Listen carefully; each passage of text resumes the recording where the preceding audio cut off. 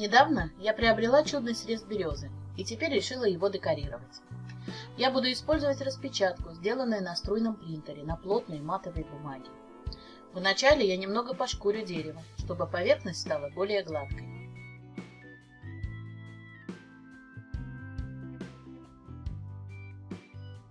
После этого покрою акриловым лаком. Так готовлю поверхность для вживления распечатки.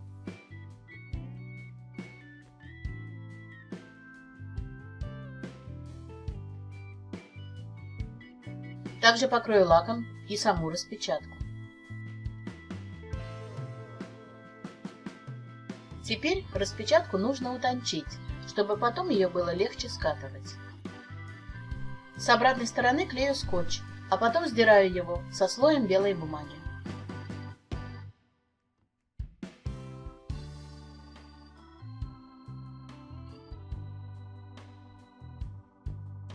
Не всегда получается с первого раза, поэтому наклеиваю еще раз и так далее, пока не сниму со всей поверхности.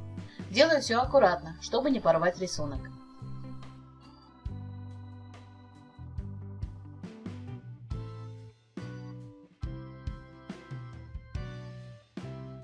Вырезаю картинку.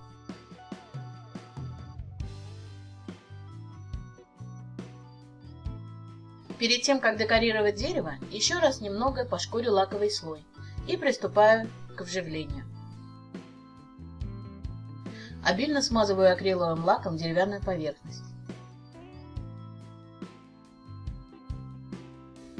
Также смазываю лаком и распечатку. Затем накладываю ее на поверхность дерева и как следует приглаживаю. Вначале руками, потом шпателем.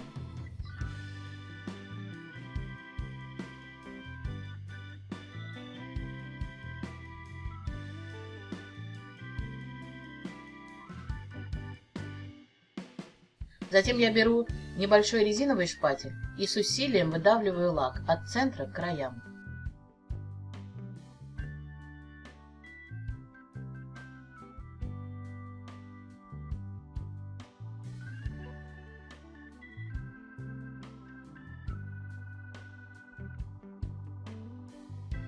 Обязательно уберу излишки лака с края среза, иначе они высохнут и превратятся в липкие непрозрачные капли. Оставлю часа на 4 до полного высыхания. Теперь беру поднос и ставлю подставку, чтобы дерево не плавало в воде. Смачиваю водой из пульверизатора, и когда бумага как следует намокнет, скатываю ее подушечками пальцев.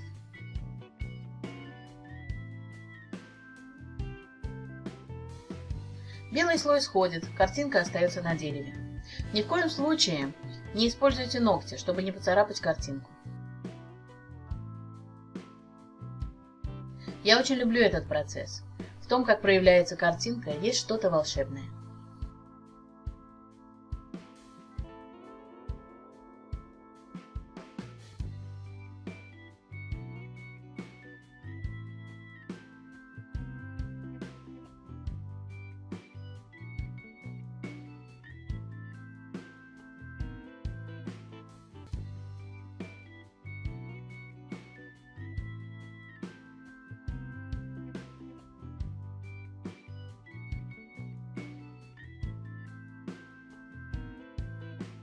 Вот что получилось. Оставлю как следует высохнуть.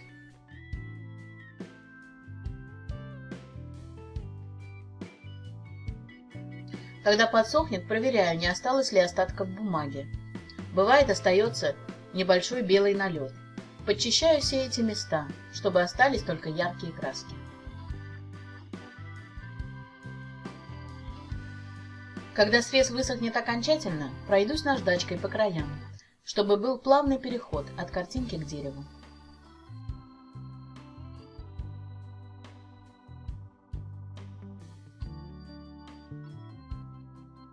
В конце использую мелкую наждачную бумагу.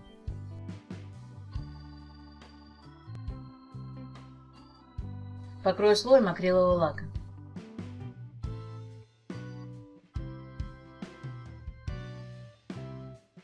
Мне показалось, что справа довольно пустовато, так что там я немного подрисую. В этом деле самое главное – подобрать необходимые цвета. Смешать краски так, чтобы цвет был как можно ближе к оригиналу. А дальше я как бы продолжаю картинку.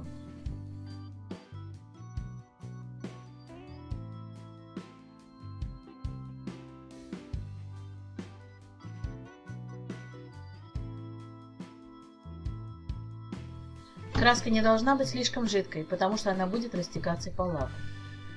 Но благодаря лаку, если вы что-то нарисуете не так, можно спокойно стереть и сделать заново.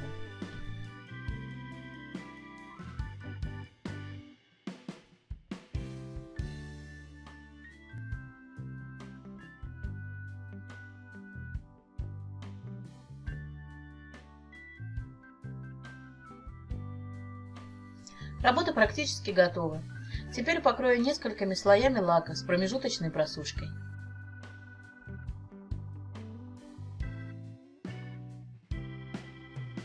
С обратной стороны можно приделать петельку, но я решила использовать цепочку. Так не придется вычислять точное положение центра тяжести, чтобы работа висела ровно. Намечу расположение будущей петли и прибью гвоздями. Гвозди маленькие, такие, чтобы не пробили работу насквозь.